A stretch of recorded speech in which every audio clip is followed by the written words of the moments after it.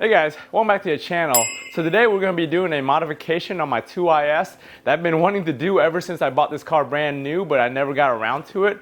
What we want to do is wire the fog lights so I have a switch and I can control them and turn them on anytime I want, even without the low beams on. So if you want to find out more, stay tuned.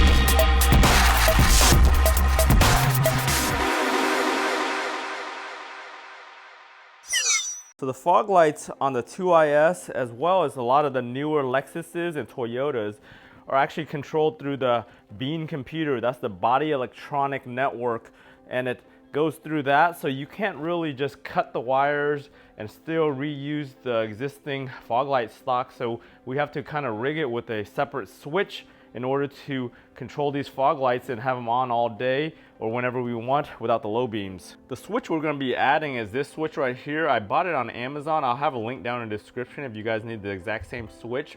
I took the measurements of one of my blanks and it fit this one perfectly, so hopefully it fits into the slot okay and it clips in okay. I think I've already tested that one time to make sure if it fit or not, and it fit pretty snug, I think, so that should work. So the wiring goes red, yellow, blue, and ground black. So the red is going to be your illumination, 12 volt. Your yellow is going to be your power that you go through the switch and you send through to the light.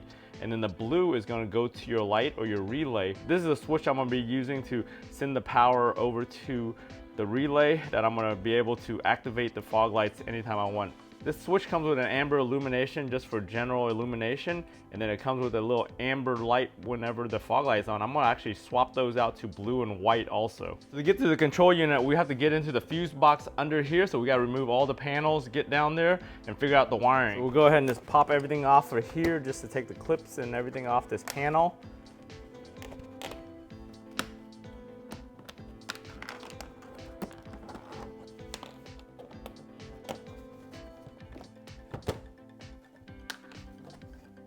Also, a little pro tip, if you guys didn't know, on 07 and up, these clips, to remove them, you push down on them and it releases it. You can pull it out and then you just pop it back.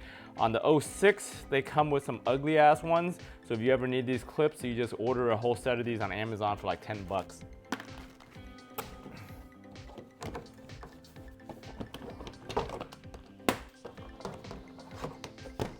So once we have access to this, you should be able to pop your fuse panel right here, take that part. And this is the Bean computer right here. So you want to take that out. There's two clips on the side here. Just press them in and then just lift the whole thing out. And then here you have some wire harnesses.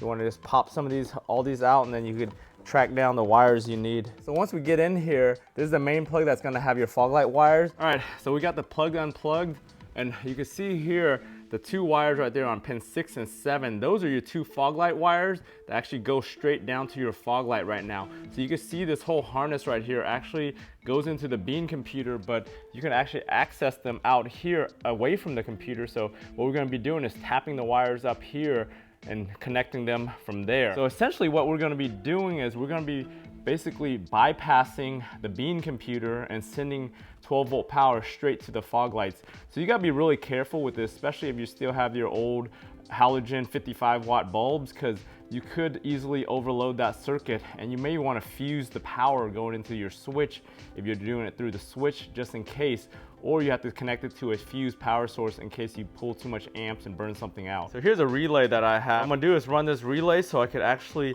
bypass that switch I add in. Whenever I'm not using that switch, it'll be in factory mode where the stock works, and I run the fog lights through the Bean computer. But if I want to turn on the fogs, I'll hit this switch, it'll switch the power over to the 87 pin instead of the 87A, and then that way I send the power through the switch to my fog lights. Since my car has LED fog lights, they only draw like 13 watts each, so it shouldn't be that much of a load on any circuit I end up tapping or pulling power from. So what we're going to end up doing is having the 30 pin go to the fog lights, right?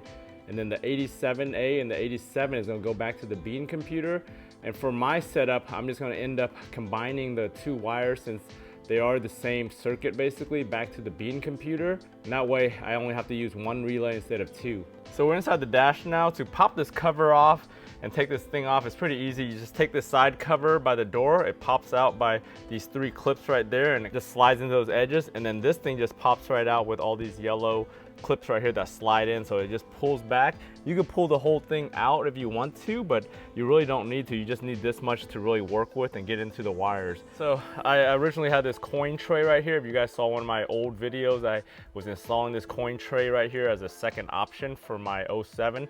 I think 08 and 09 and up came with one of these, but I ended up with two just to fill the blank. I took that out, so my new switch right here fits right in there just like it was OEM. It snaps right in perfectly. So that's in there. You press it and it works perfectly fine. You have your wires back here. What I'm gonna do is I'm gonna research this blue harness right here. I think this is for the optional rear sunshade for the cars that are pre-wired for that. So I'm gonna go see what's in here as far as the illumination wires, so I could use them over here for the illumination wires. So we're back at the bench. I'm gonna go ahead and take this thing apart, desolder the amber LEDs and put in a blue and a white LED instead.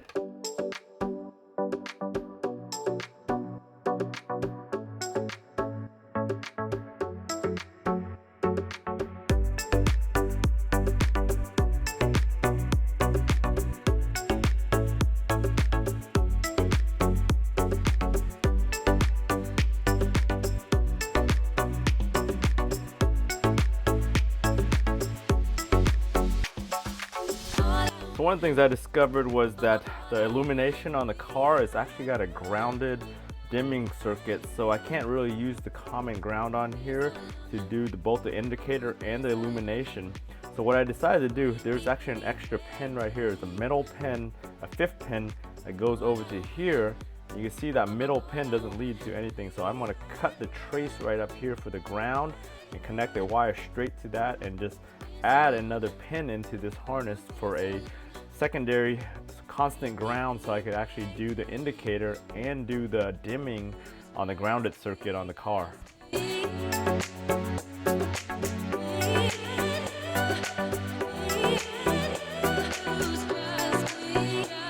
So we got everything soldered in for that new ground wire, so I could actually have everything grounded and dimming and factory. This is a little bit extra, as you guys have noticed. You don't have to do this. This is definitely an optional item, but I just wanted to make everything OEM as possible.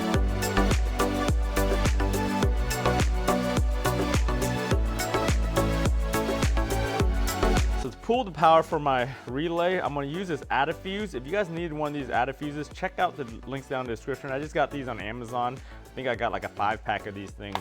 So what I'm gonna do is I'm gonna use this fuse right here, which is the 30 amp, it's listed as front control AM. And that's really the fuse that provides power to this guy that controls everything in here, goes through there. And then you have secondary fuses on here that control the washer, the front fog lights, and all the other things that are controlled by this box. So to fish my 3 wires that I need to go in here, I think the easiest way is gonna be to drill a little hole onto the side of the box here. That way I can still use my lid over here and still have a little spot where it can come out and I can put a loom through. I think that's the easiest way, because everything else around this fuse box is pretty tight because they have that seal right here and that lip. So I want to avoid dealing with that lip, so I just drill a hole.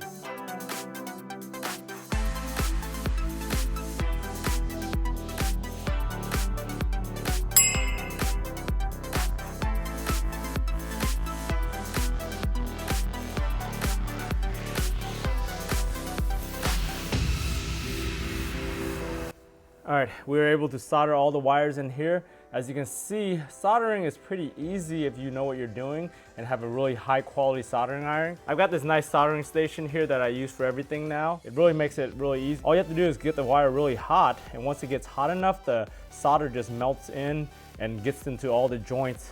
You want to just cover both sides to get a nice clean solder joint, and then you can heat shrink it after that.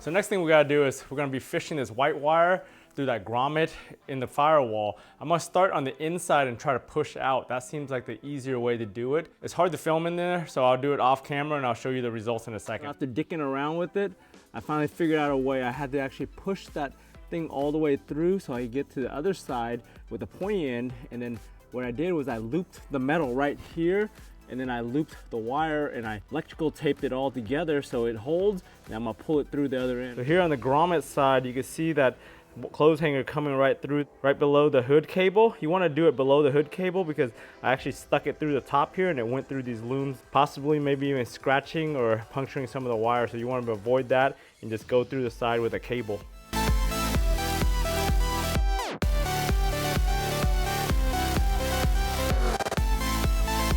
So we buttoned everything back up over here. I added that fuse on the 30 amp. So what you do is you pull out your 30 amp and there's a blank slot that comes in here and you put it in that blank slot, and these usually come with a fuse already. There was a 15 amp in here.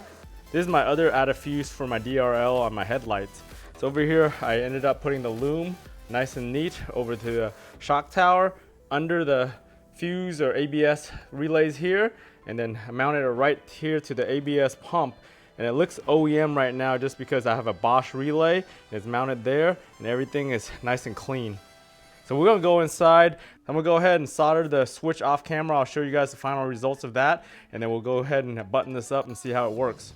Uh-oh, I just realized I made a mistake when I was just testing the circuit before I hooked up the switch. It looks like the red and the blue on here, the red's on 30 and the blue's on 87. And I have that switched incorrectly onto my car, even though colors make sense. So what I'm gonna do is I'm just gonna pop these pins out of here and I'm gonna just swap the blue and the red from the 87 to the 30 pin. You want the 30 pin to go to the fog lights. You want the 87 to be the switched power. So the 87 is gonna have 12 volts on it. So when the relay switches over, it powers the fog lights. So right now I have it reversed.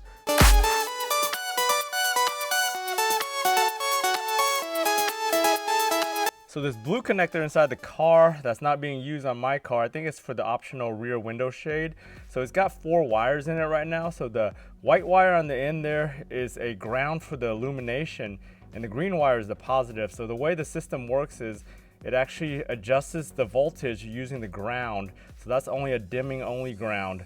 The 2 other wires right there, one of them, that little light coral color there on the end, I think that's a 12 volt constant. I measured it and it's got 12 volts in it. And then that pink one must be going to the device, wherever it is for this switch.